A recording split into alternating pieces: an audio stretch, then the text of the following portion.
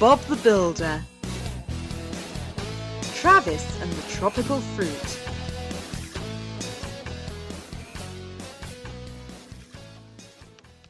Travis the tractor had come to visit his friends in Sunflower Valley. "Farmer Pickles has gone to Bobsville today," said Travis. "Got any jobs for me?" "No, sorry, Travis," said Scoop, "but there'll be a job somewhere. You just have to look for it."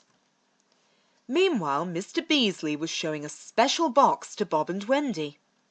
"My pineapple seedlings have just been delivered," he smiled, opening the box. Bob and Wendy were puzzled.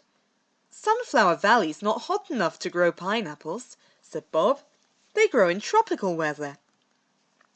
"But the box says they need planting straight away." Mr Beasley frowned. "Don't worry," said Wendy kindly.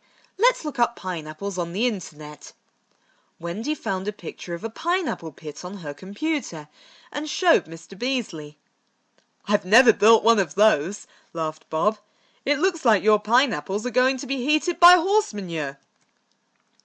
Bob went to the yard to tell the team. "What's horse manure?"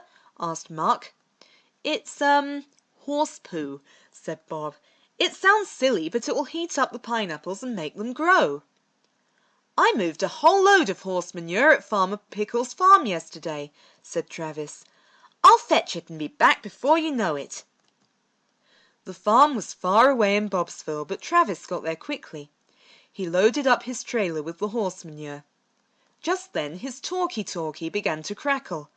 It was Bob. "Take your time, Travis," said Bob. "The pineapple pit isn't built yet, and manure is a bit smelly."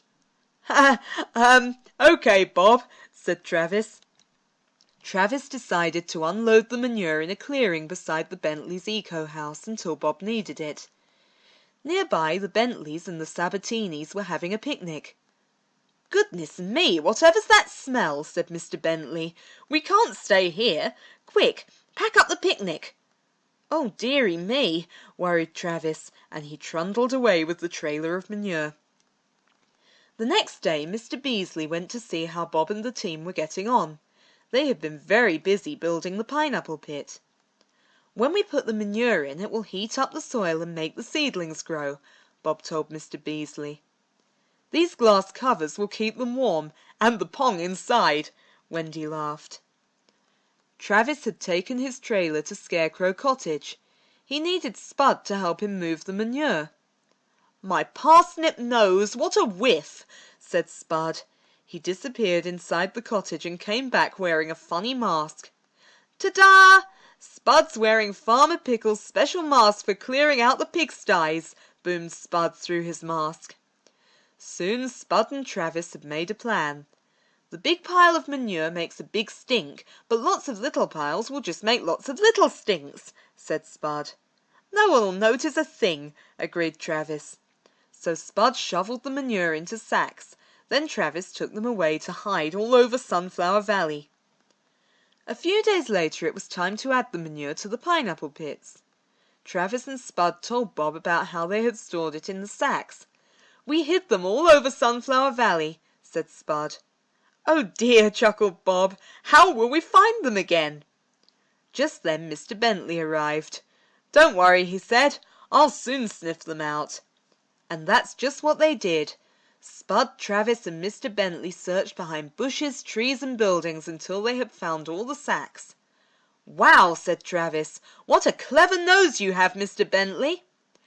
They took the sacks to Bob and he and Spud shoveled the manure into the pits. Before long the pineapple pits were as hot as a tropical jungle. Months passed while the pineapples grew until finally they were ready to eat.